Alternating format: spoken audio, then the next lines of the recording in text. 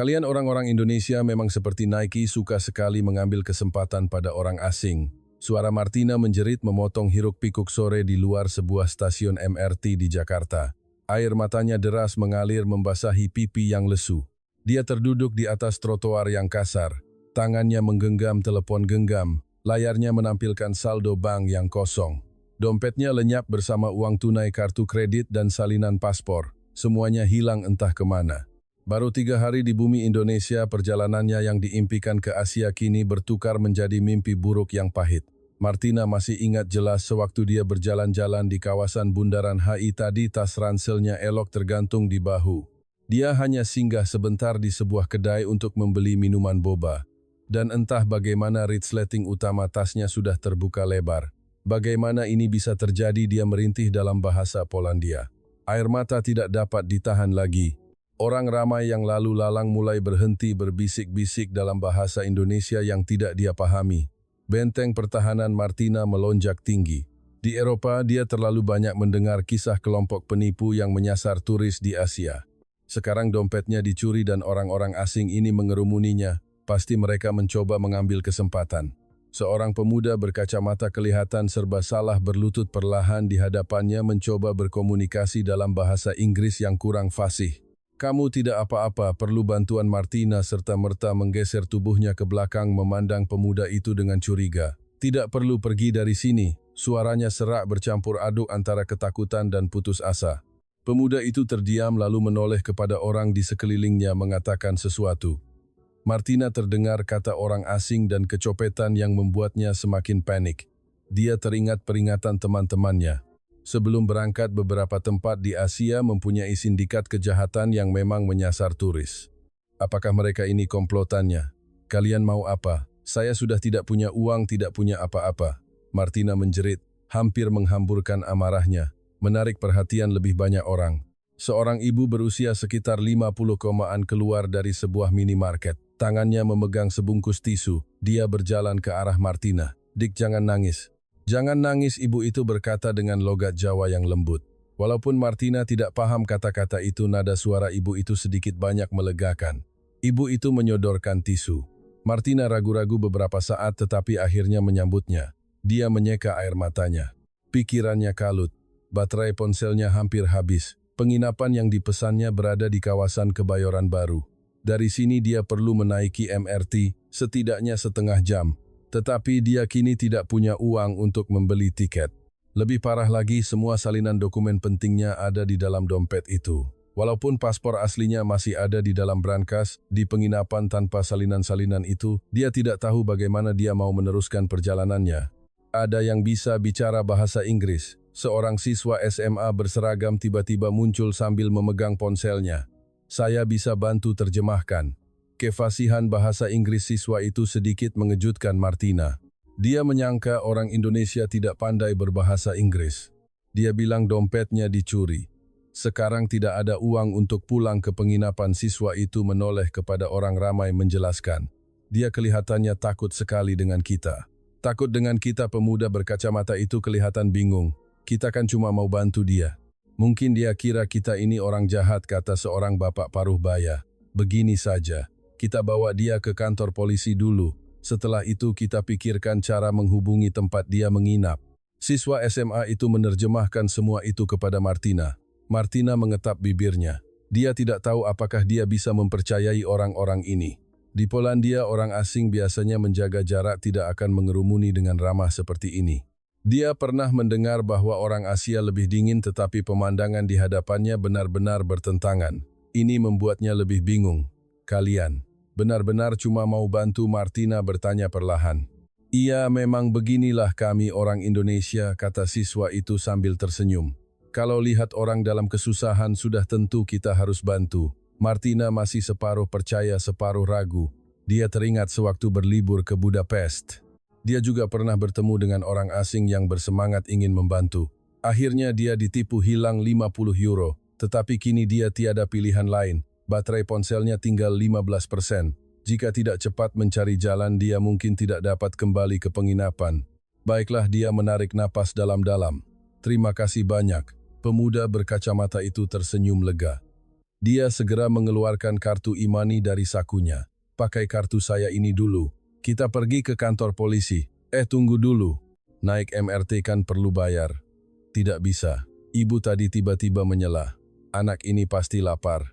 Kenapa tidak kita pergi makan dulu, ibu yang traktir? Ibu baik hati sekali, kata siswa SMA itu. Tapi dia mungkin lebih khawatir soal dompetnya sekarang. Akhirnya ibu itu berpikir sejenak. Kalau begitu ibu belikan nasi uduk bungkus untuk dia. Dia bisa makan dalam perjalanan. Martina mendengar terjemahan itu, seluruh tubuhnya terpaku. Mengapa orang Indonesia yang tidak dia kenali ini begitu baik kepadanya? Dia malah menjerit dan curiga terhadap mereka. Perasaan malu menyelubungi hatinya, pipinya terasa panas. Sungguh tidak perlu, kata Martina. Kalian sudah banyak membantu saya. Alah, tidak apa-apa, ibu itu melambaikan tangan. Nasi uduk sebungkus. Ibu punya warung makan. Tidak masalah soal uang ini. Yuk ikut ibu pergi beli. Ibu itu menarik Martina berjalan ke arah sebuah warung makan di ujung jalan. Sambil berjalan, Martina mencuri-curi pandang sekeliling. Jalan-jalan di Jakarta lebih bersih daripada yang dia sangkakan. Tidak ada sampah di tepi jalan, orang-orang berpakaian sopan, papan nama toko berwarna-warni tetapi tidak kelihatan berantakan. Ini benar-benar berbeda dengan gambar-gambar kota-kota Asia yang dia lihat di internet. Dari warung makan itu bau semerbak menyapa hidungnya. Martina tiba-tiba sadar dia memang lapar. Pagi tadi dia hanya makan roti bakar dan kopi yang disediakan penginapan. Dia sebenarnya berencana untuk mencari restoran yang enak di sekitar Sudirman untuk makan siang, tetapi dompetnya dicuri. Semua rencananya musnah. Adik manis mau makan apa? Penjual warung menyapa mesra. Beri nasi uduk bungkus satu, kata ibu itu. Tambah telur dadar satu, orek tempenya lebih sedikit ya. Baiklah. Penjual warung itu dengan cepat membungkus nasi uduk. Martina melihat penjual itu cekatan membungkus nasi uduk itu. Banyak lauk pauk yang dia tidak kenal namanya, tetapi semuanya kelihatan lezat. Sambalnya merah menyala, bihun gorengnya tampak gurih. Dihiasi pula dengan irisan timun dan taburan bawang goreng. Hanya dengan melihatnya sudah membangkitkan selera. Berapa bu? Ibu itu menyodorkan selembar uang Rp20.000. Tidak apa-apa, tidak perlu kembalian. Martina mengambil nasi uduk yang masih hangat. Hatinya dilanda gelombang kehangatan.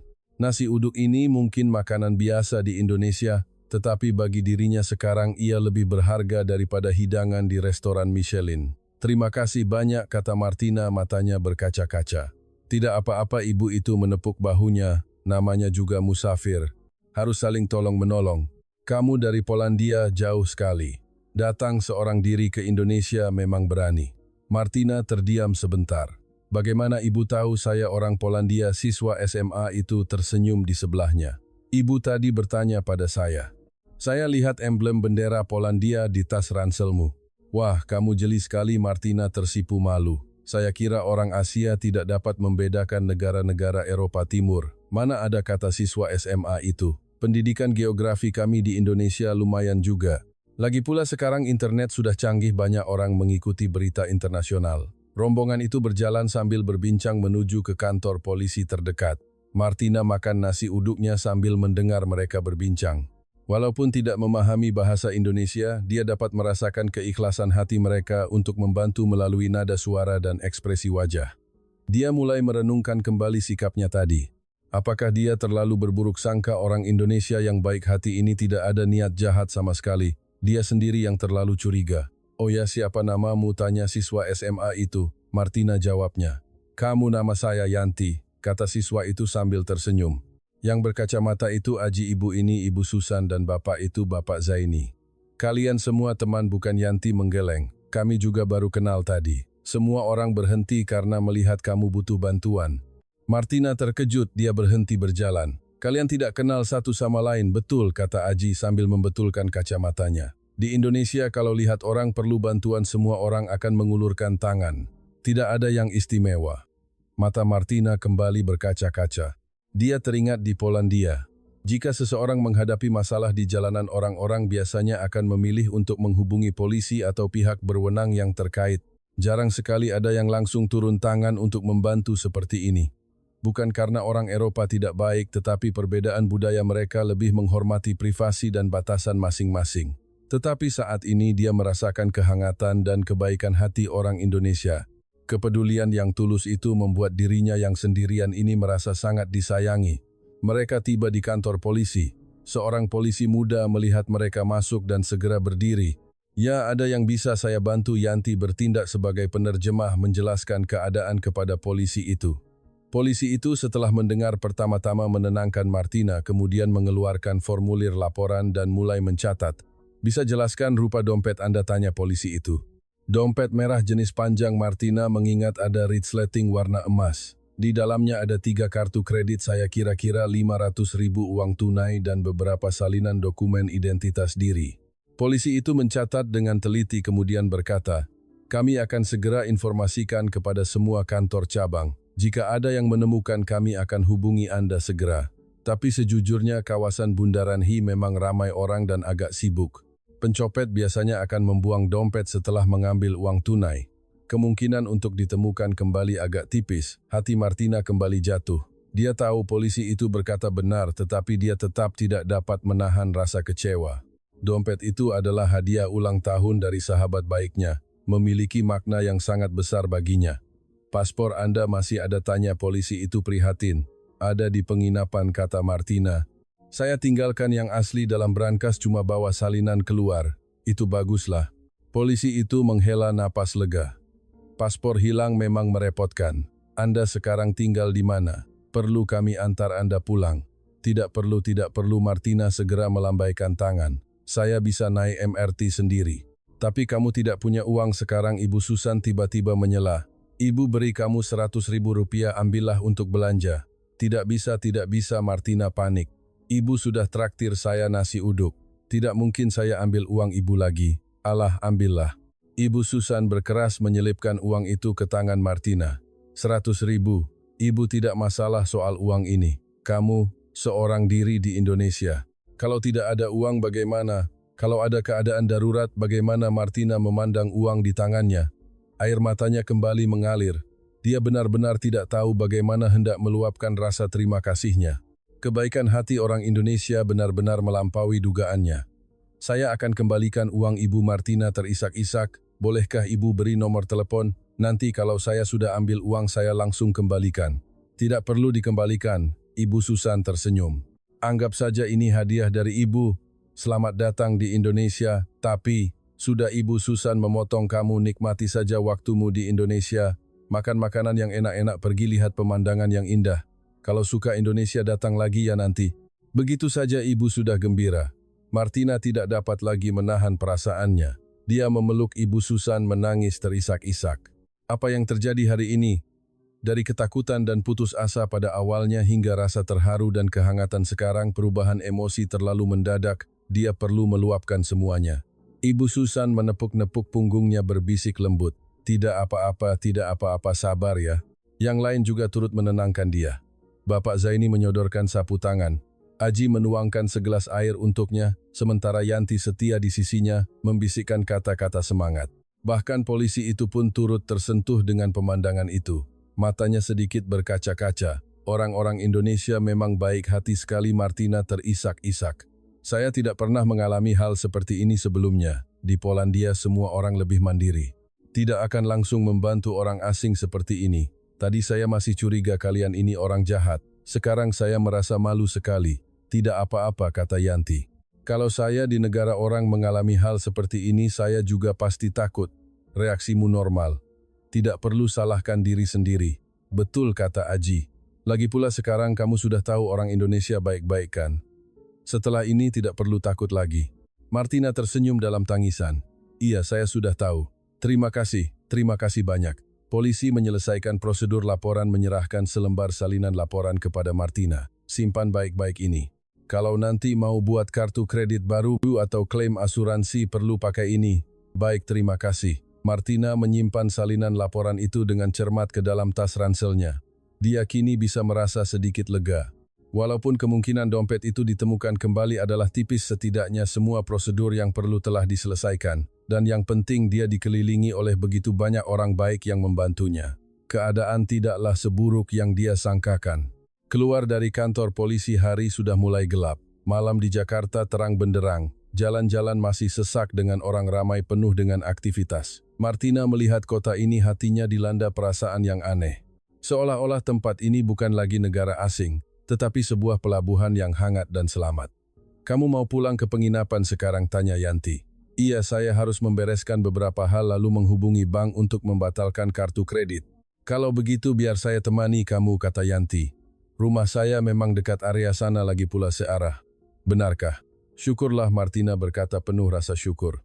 Ibu Susan Aji dan Bapak Zaini mempunyai urusan lain. Mereka pun mengucapkan selamat tinggal kepada Martina.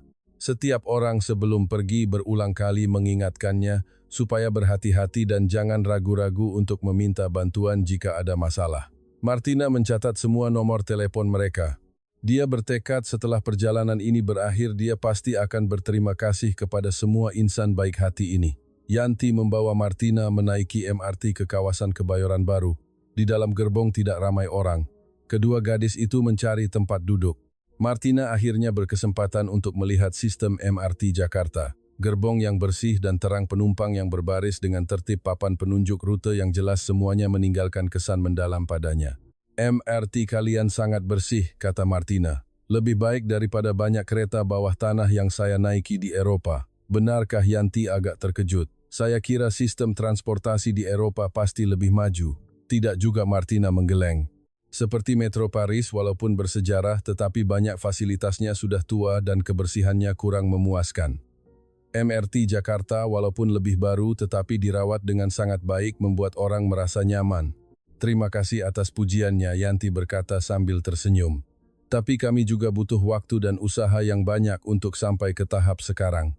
Dulu transportasi di Jakarta juga semrawut. Baru beberapa tahun belakangan ini saja berangsur-angsur membaik." "Memang hebat," Martina berkata dengan tulus. "Dan saya perhatikan orang Indonesia sangat sopan. Semua orang antre, tidak ada yang dorong-dorongan.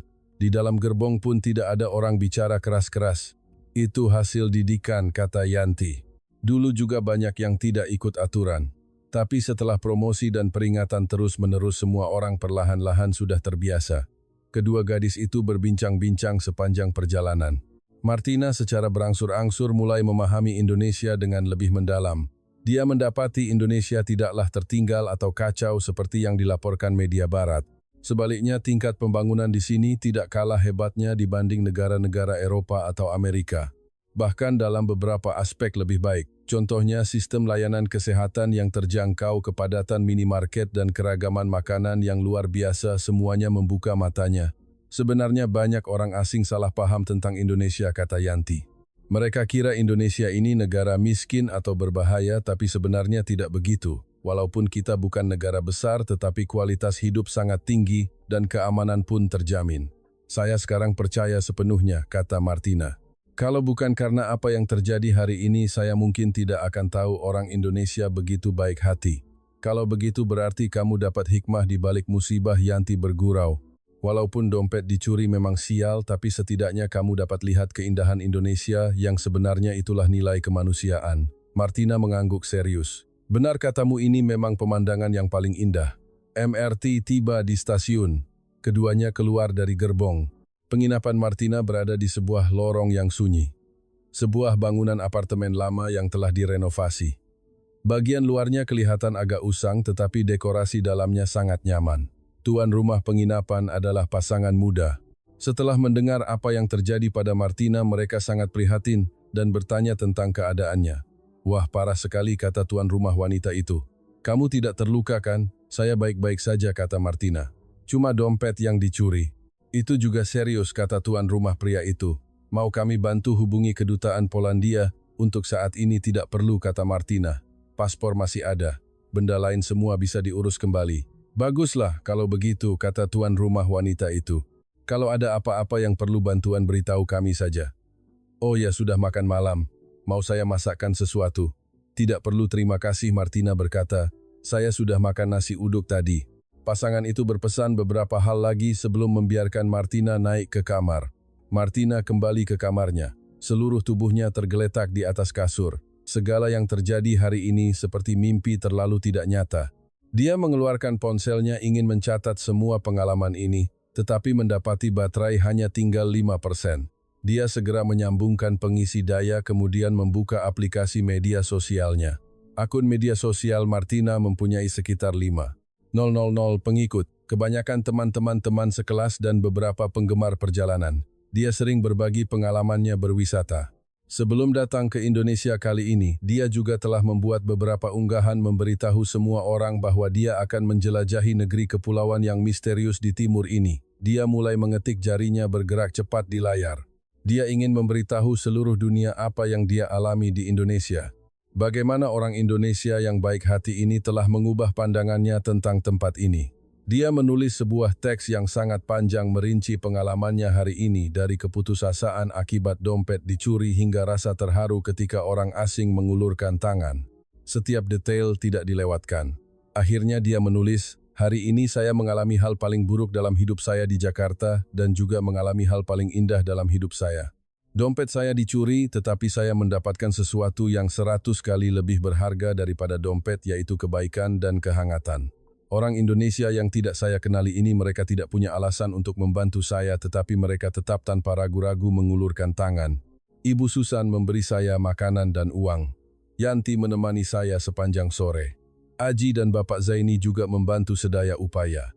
Mereka tidak kenal satu sama lain tetapi bersatu karena saya. Persatuan ini sangat mengguncang saya. Saya rasa saya telah menemukan rumah kedua saya. Di kepulauan yang berjarak 10.000 km dari Polandia ini, saya merasakan rasa memiliki yang belum pernah saya alami. Indonesia, terima kasih."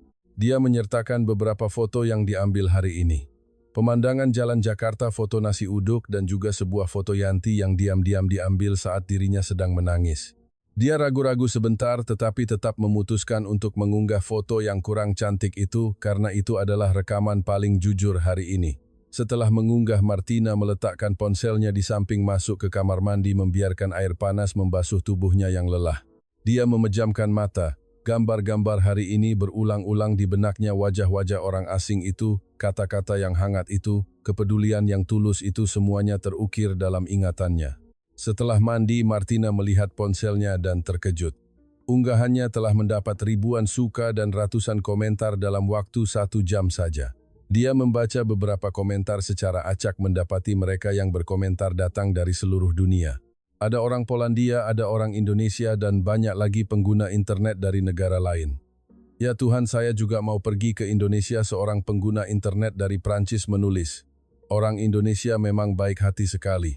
Saya pernah pergi tahun lalu dan punya pengalaman yang sama." Seorang pelancong dari Australia menulis, "Sebagai orang Indonesia, saya terharu sampai menangis baca unggahan ini. Kita memang harus menghargai tanah air kita ini," balas seorang pengguna internet Indonesia. "Tidak percaya masih ada kehangatan seperti ini dalam masyarakat modern," kata seorang pengguna internet yang lain. Martina membaca komentar satu persatu, hatinya terasa hangat. Lebih mengejutkannya, banyak pengguna internet Indonesia secara proaktif meninggalkan komentar mengatakan jika dia memerlukan bantuan dia bisa menghubungi mereka kapan saja. Ada yang menawarkan diri sebagai pemandu wisata gratis. Ada yang menawarkan diri untuk mentraktir makan. Bahkan ada yang bilang bisa meminjamkan uang untuk keadaan darurat. Semangat yang luar biasa ini membuat Martina terharu dan sedikit malu. Dia membalas beberapa komentar mengucapkan terima kasih atas kepedulian dan dukungan semua orang. Kemudian dia memutuskan bahwa besok dia akan menjelajahi Jakarta dengan sebaik-baiknya. Tidak membiarkan kejadian hari ini merusak seluruh perjalanannya. Lebih penting lagi, dia ingin menyaksikan keindahan Indonesia dengan mata sendiri dan berbagi cerita-cerita ini dengan dunia. Keesokan paginya, Martina dikejutkan oleh dering telepon. Dia menyambut panggilan dalam keadaan mengantuk. Suara polisi dari kantor polisi itu terdengar. "Halo, ini dengan Mbak Martina," polisi itu berkata dalam bahasa Inggris. "Ya, saya Martina." Dia menggosok matanya. "Ada apa? Ada berita baik. Kami sudah menemukan dompet Anda." Martina serta-merta tersadar. "Benarkah? Ditemukan di mana?" "Ada seorang bapak petugas kebersihan menemukannya di tempat sampah di dekat Bundaran HI," kata polisi itu. "Dia lihat ada dokumen orang asing di dalam dompet, terus dia antar ke kantor. Uang tunai memang sudah tidak ada, tapi kartu kredit dan dokumen semua masih ada." "Syukurlah," Martina melompat kegirangan. "Kapan saya bisa pergi?" "Ambil kapan saja bisa. Saya bertugas sampai jam 5 sore ini." "Baik, saya akan pergi sekarang juga." Martina mengakhiri panggilan gembira sampai hampir menjerit. Dia segera bersiap, tidak sempat sarapan, langsung bergegas keluar. Menaiki MRT ke kantor polisi hanya memakan waktu 20 menit. Dia hampir berlari masuk. Polisi itu melihatnya tersenyum dan mengeluarkan sebuah kantong plastik bening. Di dalamnya terbaring dompet merah Martina. Walaupun sedikit kotor tetapi memang miliknya. Silakan periksa. Ada barang yang hilang tidak, kata polisi itu. Martina memeriksa dengan teliti. 3 kartu kreditnya ada. Salinan dokumen identitas diri juga ada, cuma uang tunai memang lenyap. Tetapi ini sudah hasil terbaik. Setidaknya dia tidak perlu membuat kartu baru dan tidak perlu khawatir tentang masalah kehilangan dokumen. Terima kasih banyak, Martina berkata penuh emosi. Saya kira sudah tidak akan ditemukan lagi. Anda perlu berterima kasih kepada Bapak petugas kebersihan itu, kata polisi itu. Namanya Bapak Ali. Usianya sudah 60 lebih, dia sudah kerja sebagai petugas kebersihan hampir 30 tahun. Dia bilang kalau dia lihat barang orang asing, dia tahu pasti ada yang khawatir sekali. Jadi dia langsung antar ke kantor. Bolehkah saya bertemu dengannya, Martina bertanya. Saya mau berterima kasih secara pribadi. Dia seharusnya sedang bekerja di sekitar Bundaran HI sekarang, kata polisi itu. Anda bisa cari dia yang pakai seragam oranye itu. Setelah mengucapkan terima kasih, Martina segera pergi ke Bundaran HI. Dia berjalan mengelilingi kawasan itu. Akhirnya dia melihat seorang bapak berseragam oranye sedang membersihkan tempat sampah. Dia berjalan cepat ke arah bapak itu, berkata dalam bahasa Indonesia yang kurang fasih. Maaf, apakah Bapak Ali? Bapak itu mengangkat kepala menampakkan senyuman yang penuh kerutan. Iya, kenapa? Martina membungkuk dengan penuh emosi. Saya orang Polandia yang dompetnya dicuri kemarin. Terima kasih banyak karena mengantar dompet saya ke kantor polisi. Bapak Ali terdiam sebentar kemudian tertawa besar. Oh, kamu rupanya. Tidak apa-apa, tidak apa-apa. Perkara kecil saja. Bukan perkara kecil, Martina berkata dengan serius. Dompet ini sangat penting bagi saya. Hadiah dari teman saya. Terima kasih banyak, Pak. Bapak Ali tersentuh dengan keikhlasan. Martina melambaikan tangan berkata, Sudah. Kamu ini orang asing. Cantik pula. Di Indonesia ini kalau lihat barang orang memang harus dikembalikan. Ini sudah tanggung jawab kita. Martina tidak begitu paham logat Bapak Ali tetapi secara umum dapat memahami maksudnya. Dia mengeluarkan uang 100 rupiah. 000 yang Ibu Susan berikan kepadanya dari tas ranselnya. Ini untuk Bapak sebagai tanda terima kasih. Bapak Ali segera menggeleng. Tidak boleh. Ini saya tidak bisa terima. Saya cuma mengembalikan barang kepada pemiliknya, bukan melakukan pekerjaan besar. Mana boleh terima uang, tapi... Tidak ada tapi Bapak Ali berkeras. Kamu simpan saja uang itu. Di Indonesia ini banyak lagi tempat untuk bersenang-senang. Beli oleh-oleh untuk keluarga dan teman-temanmu di sana. Itu sudah cukup bagi saya.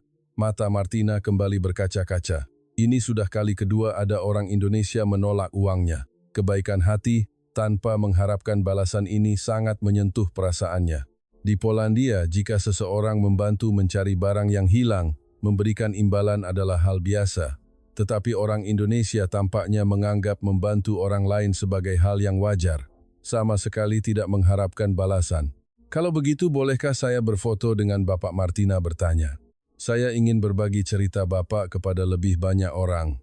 Bapak Ali tersipu malu. Ini orang tua pakai baju kerja, tidak ada yang menarik. Sangat menarik, kata Martina. Bapak adalah orang Indonesia yang paling tampan. Bapak Ali tertawa dengan gurauan itu, setuju untuk berfoto. Martina berdiri di sebelahnya. Keduanya membuat isyarat ibu jari ke atas. Dalam foto itu Bapak Ali memiliki kulit yang gelap, senyuman yang jujur dan tangan yang kasar. Akibat kerja bertahun-tahun semuanya kelihatan sangat indah di mata Martina. Setelah berfoto, Martina berbincang sejenak dengan Bapak Ali. Dia mengetahui Bapak Ali mempunyai 3 anak yang semuanya sudah berkeluarga dan sukses. Walaupun dia sudah bisa pensiun, dia merasa bosan jika tidak bekerja, jadi dia terus melakukan pekerjaan kebersihan. Dia berkata pekerjaan ini membuatnya merasa berguna dan masih dapat berkontribusi kepada masyarakat. Bapak tidak merasa susah? Martina bertanya. Susah itu memang ada, kata Bapak Ali, tapi sudah biasa. Lagi pula saya rasa kerja ini sangat berarti. Coba kamu lihat. Kalau tidak ada kami bapak-bapak dan ibu-ibu petugas kebersihan ini, Jakarta tidak akan bersih seperti ini kan? Martina mengangguk. Dia memang perhatikan jalan-jalan di Jakarta sangat bersih, hampir tiada sampah.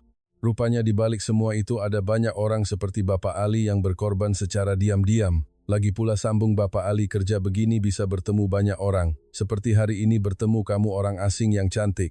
Ini namanya jodoh. Senang sekali. Martina terkesan dengan sikap optimis Bapak Ali. Di banyak negara pekerjaan kebersihan dianggap rendah, tetapi Bapak Ali merasa bangga dan bersemangat dengan pekerjaannya.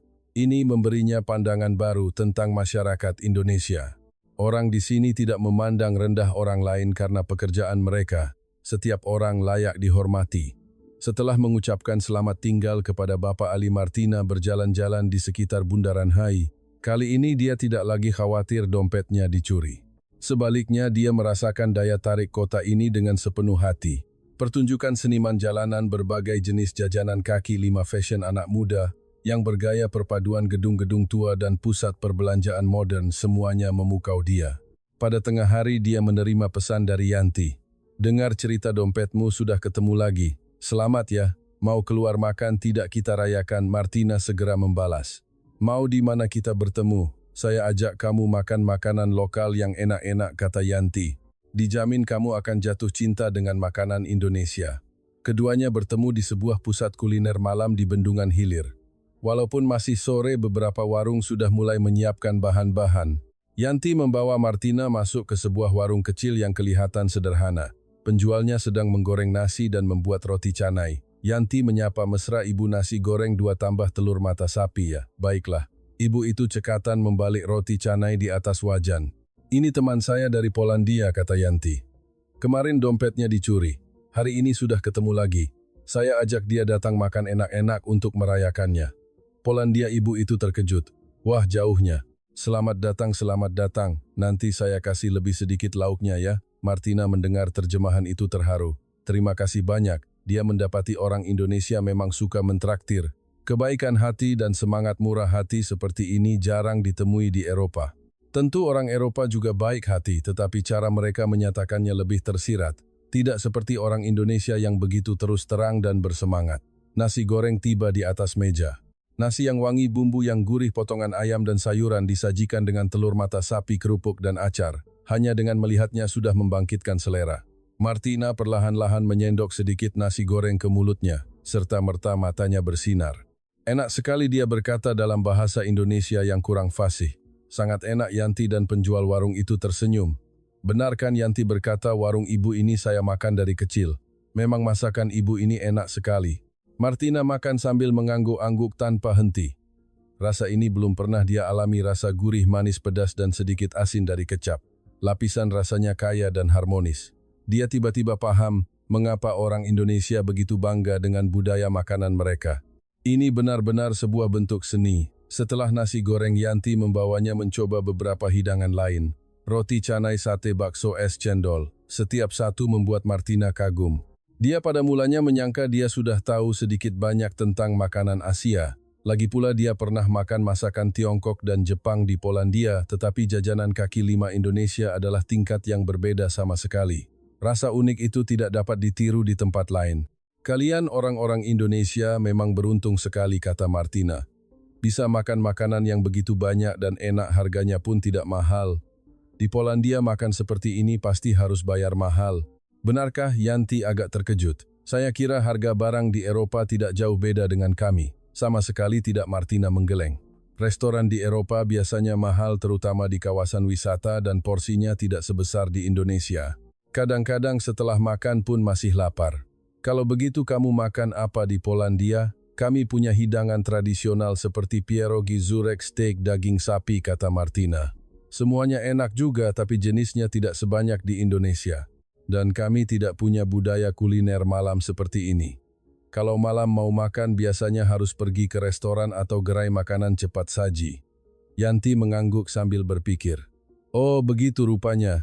Saya selalu merasa Indonesia ini kecil, tidak ada yang istimewa. Dengar kamu bicara begini baru saya sadar kami sebenarnya sangat beruntung." "Memang sangat beruntung," Martina berkata. "Kalian punya transportasi yang mudah, internet yang maju, makanan yang kaya, dan yang paling penting rakyat yang baik hati. Ini semua adalah aset yang sangat berharga. Tidak semua negara punya." Yanti tersenyum. "Terima kasih sudah bilang begitu. Sebenarnya kami orang Indonesia kadang-kadang rendah diri, merasa tidak sebanding dengan negara-negara Eropa atau Amerika. Tapi sebenarnya kami juga punya banyak hal yang bisa dibanggakan. Tentu saja ada, Martina berkata serius. Saya sudah pergi ke banyak negara. Indonesia adalah salah satu yang paling istimewa. Kalian menggabungkan tradisi dan modernitas dengan sangat baik, mempertahankan ciri budaya sambil terus maju dan berinovasi. Dan kehangatan orang Indonesia tidak dapat saya rasakan di tempat lain. Kedua gadis itu terus berjalan-jalan di pusat kuliner, berbincang tentang budaya dan kehidupan di negara masing-masing. Martina mendapati Yanti walaupun masih muda sangat ingin tahu tentang dunia. Dia bertanya banyak soalan tentang Eropa. Mereka berbincang tentang betapa dinginnya musim dingin di Polandia, tentang istana dan gereja di Eropa, dan juga tentang pasar malam dan masjid di Indonesia. Semakin lama berbincang, semakin serasi, seolah-olah mereka sudah berteman bertahun-tahun lamanya. Menjelang malam, Yanti mengusulkan untuk pergi melihat pemandangan malam dari sebuah rooftop bar yang menghadap ke Bundaran HI dan gedung-gedung pencakar langit di Jalan Sudirman. Dari sana bisa lihat seluruh Jakarta, terutama pemandangan malamnya yang sangat cantik, dia berkata dengan bersemangat. Keduanya menaiki ojek online ke gedung yang dimaksud. Saat tiba di rooftop, segala keletihan lenyap, pemandangan Jakarta berkilauan di bawah cahaya senja. Gedung-gedung pencakar langit menjulang tinggi membentuk pemandangan kota yang megah. Monumen Selamat Datang di Bundaran HI tampak ikonik di tengah hiruk-pikuk lalu lintas. Lampu-lampu kendaraan membentuk aliran cahaya yang indah. Langit dari warna keemasan perlahan-lahan bertukar menjadi oranye kemerahan, kemudian menjadi biru gelap sangat indah sehingga membuat orang terpesona. Martina tidak dapat menahan diri daripada terkesiap cantiknya. Benar kan, Yanti berkata dengan bangga. Ini salah satu tempat favorit saya. Setiap kali saya sedih, saya akan datang ke sini. Lihat pemandangan ini, rasanya semua masalah tidaklah seburuk itu. Martina mengeluarkan ponselnya untuk mengambil gambar, tetapi dia segera menyadari bahwa gambar tidak dapat menangkap kehebatan pemandangan di hadapannya. Pemandangan yang luas itu, keharmonisan antara langit dan bumi, perpaduan antara kota dan alam tidak dapat ditangkap oleh kamera manapun. Saya akan rekomendasikan tempat ini kepada semua orang yang mau datang ke Indonesia, kata Martina. Pemandangan ini tidak kalah hebatnya dibanding pemandangan manapun di Eropa. Kamu berlebihan, Yanti tersipu malu. Eropa kan banyak tempat bersejarah. Pemandangan kota kami ini mana bisa dibandingkan. Saya serius, Martina berkeras. Saya sudah pergi ke Menara Eiffel di Paris, London Eye di London, dan Kastil Praha. Setiap tempat ada keindahannya sendiri, tetapi keindahan di sini unik. Di sini ada kemewahan kota tetapi juga ketenangan saat memandangnya, dan tidak seperti tempat-tempat wisata di Eropa yang terlalu komersial. Di sini terasa lebih otentik, lebih nyata. Yanti tersentuh dengan kata-katanya. Kamu memang pandai bicara. Saya mulai merasa saya harus lebih menghargai Indonesia. Memang harus dihargai, Martina berkata. Banyak tempat kalau sudah terlalu berkembang tidak bisa kembali seperti semula. Indonesia sekarang sudah sangat indah. Semoga bisa tetap seperti ini. Malam tiba, lampu-lampu kota semakin terang. Pertunjukan cahaya di gedung-gedung pencakar langit dimulai. Seluruh bangunan bertukar warna sangat menonjol di langit malam. Martina dan Yanti duduk di sofa menikmati pertunjukan cahaya itu dalam diam. Yanti Martina tiba-tiba berkata, terima kasih sudah menemani saya 2 hari ini. Kalau tidak ada kamu, saya mungkin masih bersedih di penginapan. Tidak apa-apa, kata Yanti. Saya juga senang bisa kenal kamu. Dan saya rasa ini adalah takdir. Kita memang ditakdirkan untuk jadi teman. Bicara soal takdir, Martina tersenyum. Sebenarnya perjalanan saya kali ini tidak memasukkan Indonesia dalam rencana.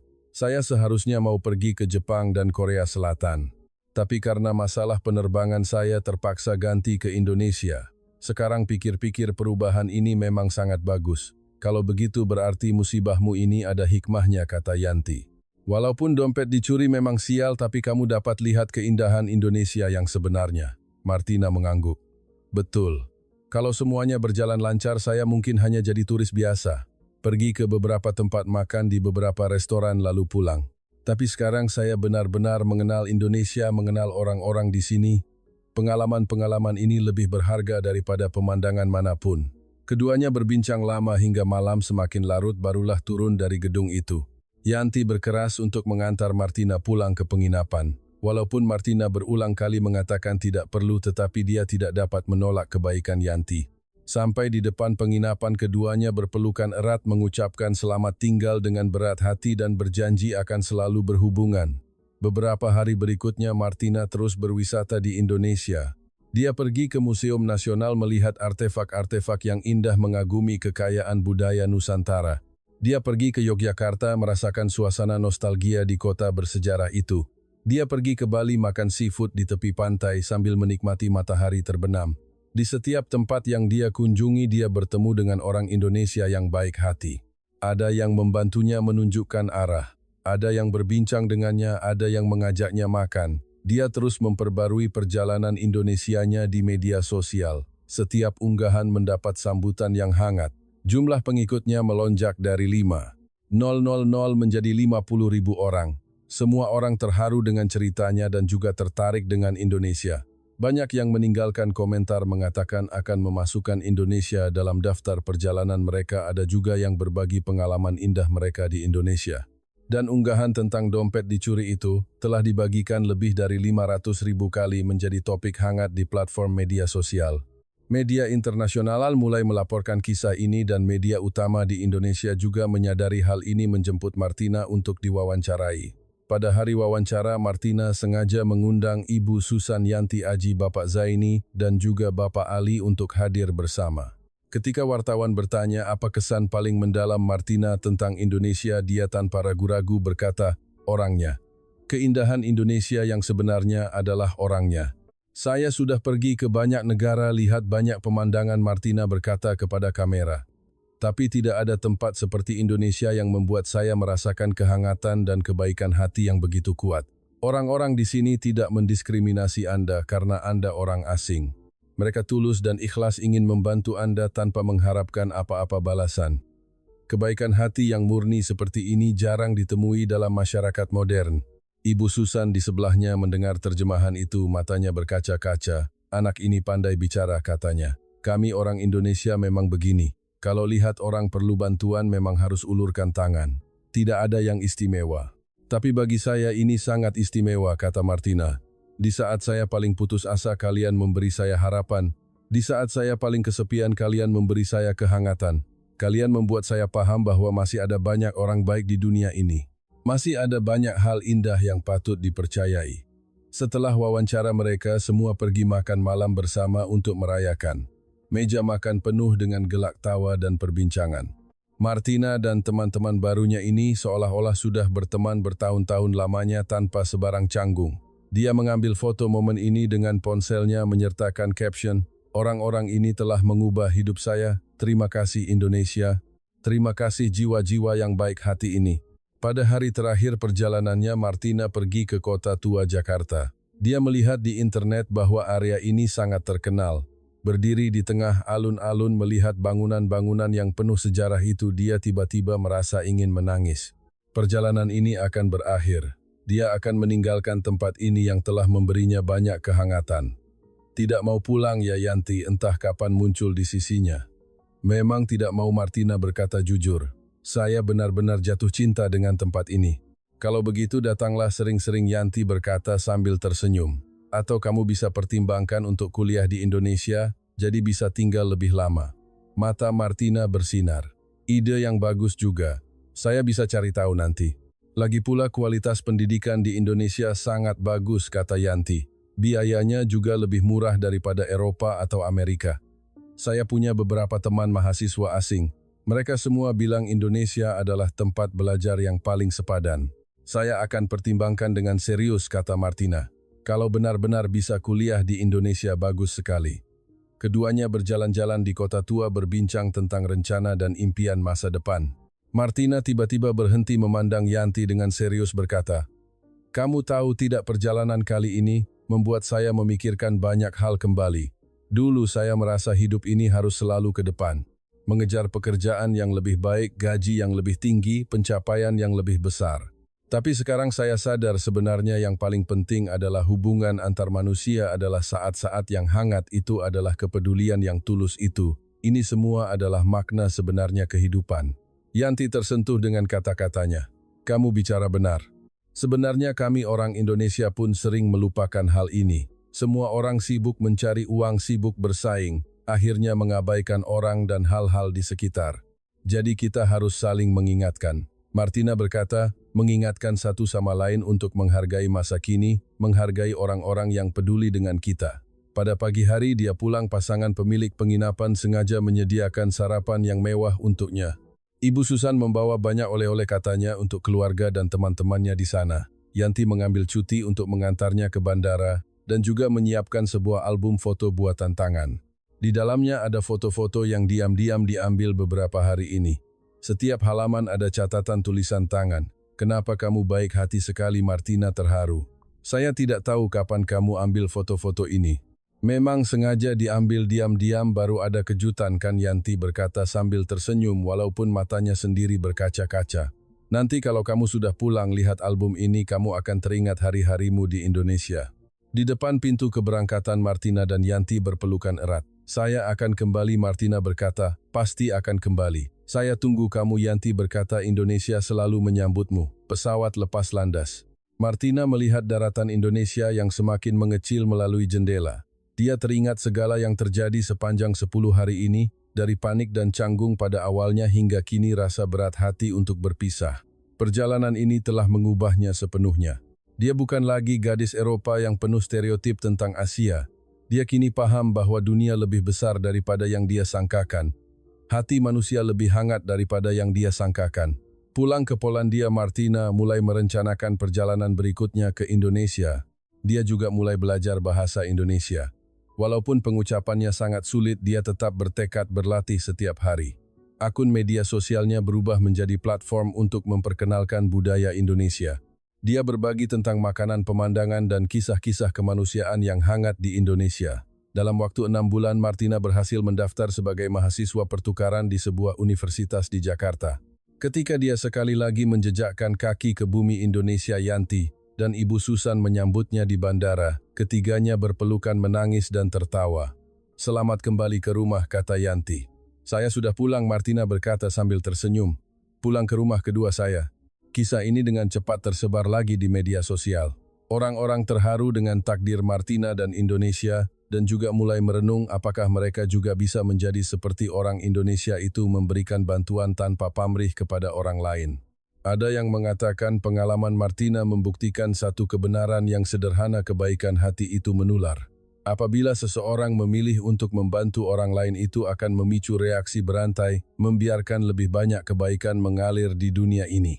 Kehidupan Martina sebagai mahasiswa pertukaran di Indonesia penuh makna dan gembira. Dia tinggal di asrama berbagi kamar dengan 2 gadis Indonesia dan seorang gadis Jepang. Mereka semua akrab, sering memasak bersama, jalan-jalan dan berdiskusi pelajaran.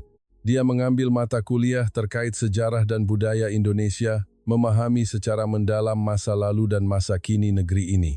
Dia juga bergabung dengan klub mahasiswa internasional, mengenal teman-teman dari seluruh dunia, bersama-sama menjelajahi setiap sudut Indonesia. Pada akhir pekan, Ibu Susan sering mengundangnya makan di rumah. Ibu itu akan menyediakan meja yang penuh dengan lauk pauk Indonesia, kari ayam, rendang, sayur campur sup, setiap kali membuat Martina makan sampai kenyang. Suami ibu itu seorang pengrajin kayu, seorang yang pendiam, tetapi sangat ramah, akan mengajari Martina beberapa teknik kerajinan kayu yang mudah. Anak perempuan ibu itu beberapa tahun lebih tua dari Yanti, bekerja di sebuah perusahaan teknologi. Setiap kali pulang dia akan membawa beberapa gadget baru untuk Martina coba. Anggap saja ini rumah sendiri, Ibu Susan selalu berkata. Mau makan apa-apa beritahu ibu, ibu masakkan. Martina benar-benar menganggap tempat ini sebagai rumahnya sendiri. Dia belajar menggunakan sumpit, belajar membedakan antara bahasa Indonesia dan dialek-dialek lokal. Belajar membayar tagihan dan mengambil paket di minimarket. Belajar teknik menawar harga di pasar.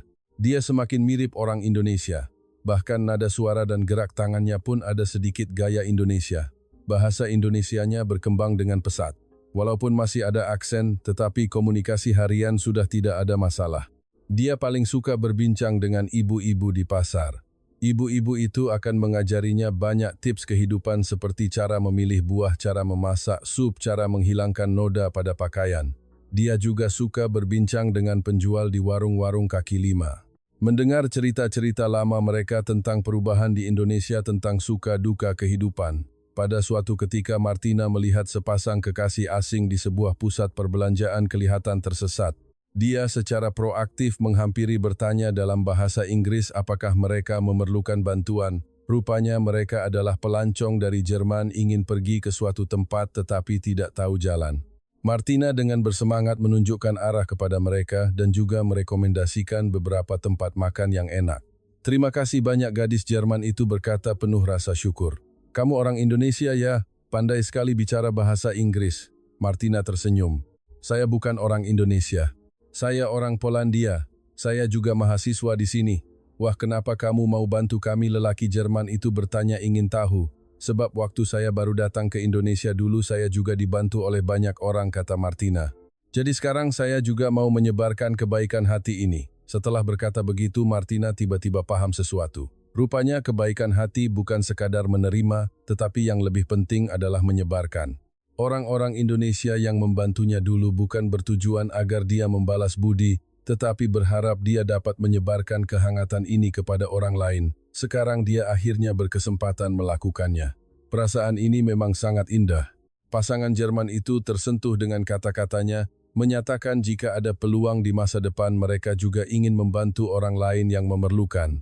Martina melihat mereka pergi, hatinya penuh dengan rasa bangga. Dia mengeluarkan ponselnya, mengambil foto pusat perbelanjaan, menyertakan caption, "Hari ini saya membantu 2 orang asing sama seperti orang Indonesia membantu saya dulu." Kebaikan hati itu menular. Mari kita bersama-sama menjadikan dunia ini lebih hangat. Unggahan ini sekali lagi mendapat puluhan ribu suka. Banyak orang meninggalkan komentar berbagi pengalaman mereka membantu atau dibantu. Seluruh kolom komentar penuh dengan energi positif. Ada yang mengatakan kisah Martina memberi inspirasi kepada mereka, membuat mereka sadar bahwa setiap orang mempunyai kemampuan untuk menjadikan dunia lebih baik, hanya perlu bermula dari hal kecil. Bermula dengan peduli terhadap orang di sekitar. Pengaruh media sosial Martina semakin besar. Dia mulai menerima beberapa undangan seminar. Universitas memintanya berbagi pengalaman pertukaran budaya. Komunitas memintanya bercerita tentang pandangannya terhadap Indonesia. Perusahaan memintanya membahas rahasia pengelolaan media sosial. Setiap seminar dia akan menyebut tentang pengalaman dompet dicuri itu, menyebut tentang orang-orang Indonesia yang mengubah hidupnya. Saya ingin memberitahu semua orang, Martina berkata dalam sebuah seminar. Jangan pandang rendah kekuatan diri sendiri. Ibu Susan mungkin merasa dia cuma memberi saya sebungkus nasi uduk dan 100.000 rupiah, bukan hal besar. Tapi bagi saya waktu itu adalah pertolongan yang menyelamatkan nyawa. Yanti mungkin merasa dia cuma menemani saya sepanjang sore, hal biasa saja. Tapi bagi saya itu adalah teman yang paling hangat. Bapak Ali mungkin merasa dia cuma mengantar dompet yang ditemukan ke kantor polisi, hal kecil saja. Tapi bagi saya dompet itu menyimpan perasaan teman saya. Ia tidak ternilai harganya, jadi dia menyambung, jangan sesekali meremehkan nilai kebaikan hati. Sebuah bantuan yang Anda ulurkan mungkin mengubah hidup seseorang. Sebuah sapaan yang Anda ucapkan dengan tulus mungkin menyelamatkan jiwa yang putus asa. Inilah sebabnya mengapa kita perlu berbaik hati. Karena kekuatan kebaikan hati lebih besar daripada yang kita sangkakan. Tepuk tangan gemuruh bergema di aula. Banyak yang matanya berkaca-kaca tersentuh dengan kata-katanya. Setelah seminar ada yang datang berjabat tangan dengannya mengatakan terima kasih bahwa kisahnya mengingatkan mereka tentang hal yang benar-benar penting dalam hidup. Setahun sebagai mahasiswa pertukaran berlalu dengan cepat.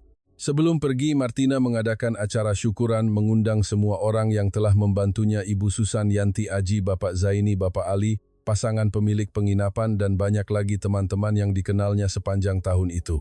Semua berkumpul mengantarnya pergi. Walaupun berat hati melepasmu pergi, tapi kami tahu kamu punya impian sendiri yang perlu dikejar, kata Yanti. Tapi kamu janji sama saya harus sering datang jenguk kami. Tentu saja, Martina mengangguk kuat. Indonesia sudah jadi rumah kedua saya. Mana mungkin saya tidak kembali. Lagi pula Ibu Susan berkata, Ibu sudah anggap kamu seperti anak Ibu sendiri. Kalau kamu ada masalah di Polandia, ingat beritahu Ibu. Ibu pasti cari jalan bantu kamu. Martina memeluk Ibu Susan, air matanya kembali mengalir. Sepanjang tahun ini ibu itu telah memberinya terlalu banyak. Bukan hanya bantuan materi tetapi juga dukungan moral. Setiap kali dia merindukan rumah-rumah ibu itu adalah pelabuhan terbaiknya. Setiap kali dia menghadapi kekecewaan, kata-kata semangat ibu itu adalah motivasi terbesarnya. Bu, saya akan merindukan Ibu Martina terisak-isak. Ibu juga akan merindukanmu, Ibu Susan menepuk punggungnya. Tapi jangan sedih sekali. Sekarang teknologi sudah maju. Kita bisa video call kan, lagi pula kamu pasti akan datang lagi kan? Iya pasti. Di acara itu semua orang bergilir-gilir berbagi pengalaman mereka bersama Martina. Aji berkata Martina telah mengajarinya melihat Indonesia dari sudut yang berbeda, membuat dia lebih menghargai tanah airnya sendiri. Bapak Zaini berkata optimisme dan keberanian Martina memberi inspirasi kepadanya, membuat dia paham bahwa usia bukanlah penghalang untuk mengejar impian. Bapak Ali berkata Martina telah mengajarinya bahwa hal kecil yang dia lakukan secara kebetulan bisa memberi dampak yang begitu besar. Kamu membuat kami melihat keindahan Indonesia, Yanti menyimpulkan, dan juga membuat kami percaya bahwa kebaikan hati tidak akan pernah usang. Terima kasih karena datang ke Indonesia, terima kasih karena menjadi teman kami. Martina berdiri membungkuk dalam-dalam. Seharusnya saya yang berterima kasih kepada kalian. Kalian telah memberi saya hadiah paling berharga dalam hidup, kasih sayang dan kehangatan. Saya akan bawa semua yang saya pelajari di Indonesia kembali ke Polandia, sebarkan kepada lebih banyak orang. Saya akan beritahu semua orang bahwa ada sebuah negeri kepulauan yang indah di dunia ini bernama Indonesia. Di sana ada rakyat yang paling baik hati, makanan yang paling lezat, dan pemandangan yang paling memukau. Saya akan menjadi duta Indonesia, membiarkan lebih banyak orang mengenal tempat ini. Kata-kata ini membuat semua yang hadir matanya berkaca-kaca. Mereka mengangkat gelas bersulang untuk persahabatan, bersulang untuk pertemuan, bersulang untuk masa-masa indah sepanjang tahun itu. Pulang ke Polandia, Martina memulai perjalanan promosi budaya Indonesianya. Dia membuka kuliah tentang budaya Indonesia di universitasnya, memperkenalkan sejarah makanan dan adat istiadat Indonesia. Dia mendirikan sebuah klub persahabatan Indonesia, mengadakan kegiatan secara berkala, memberi kesempatan kepada orang Polandia untuk merasakan budaya Indonesia. Dia juga terus berbagi kisah Indonesia di media sosial. Pengikutnya telah melampaui 1 juta orang, menjadikannya salah satu promotor budaya Indonesia paling berpengaruh di Eropa. Dia menggunakan pengalamannya sendiri untuk memberitahu semua orang agar tidak terikat oleh stereotip, berani menjelajahi dunia yang tidak dikenal. Dia berkata, berwisata bukan sekadar melihat pemandangan, tetapi yang lebih penting adalah mengenal orang yang berbeda, memahami budaya yang berbeda, dan memperluas pikiran sendiri. Martina juga tidak melupakan janjinya dengan teman-teman di Indonesia. Setiap tahun dia akan kembali ke Indonesia setidaknya sekali. Kadang-kadang untuk merayakan Idul Fitri, kadang-kadang untuk merayakan Natal, kadang-kadang hanya karena merindukan suasana Indonesia. Setiap kali dia kembali rasanya seperti pulang ke rumah. Begitu alami, di meja makan keluarga Ibu Susan selalu ada tempat untuknya. Dalam rencana akhir pekan, Yanti selalu ada bagian untuknya. Beberapa tahun kemudian, Martina menerbitkan sebuah buku berjudul Indonesia, Rumah Keduaku. Buku itu menceritakan secara terperinci segala pengalamannya di Indonesia, dari dompetnya dicuri pada awalnya, hingga kehidupan sebagai mahasiswa pertukaran dan kunjungan berulang-ulang. Buku ini laris di Eropa. Banyak pembaca setelah membacanya memutuskan untuk memasukkan Indonesia dalam daftar perjalanan mereka. Ada yang malah jatuh cinta dengan Indonesia karena buku ini memilih untuk belajar atau bekerja di sini. Kementerian Pariwisata Indonesia menyadari fenomena ini, secara khusus mengundang Martina untuk menjadi duta pariwisata. Martina gembira menerimanya. Dia merekam beberapa seri video promosi menunjukkan daya tarik Indonesia dari sudut pandangnya. Video-video itu mendapat sambutan hangat di tingkat internasional, membuat banyak orang asing mengubah pandangan terhadap Indonesia dan juga meningkatkan visibilitas Indonesia di panggung dunia. Dan unggahan asli itu tentang dompet dicuri dan bantuan orang asing masih beredar di internet. Setiap kali ada orang yang merasa kecewa atau putus asa, akan ada orang yang berbagi kisah ini, mengingatkan semua orang bahwa masih ada banyak orang baik di dunia ini. Masih ada banyak keindahan yang patut dipercayai. Warung makan Ibu Susan karena promosi Martina bisnisnya semakin baik. Bahkan ada turis asing yang sengaja datang untuk mencicipi.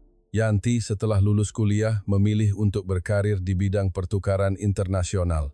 Dia berkata kisah Martina yang memberinya inspirasi. Aji mendirikan sebuah organisasi sukarelawan untuk membantu orang asing, menyediakan layanan panduan gratis di tempat-tempat wisata utama Jakarta.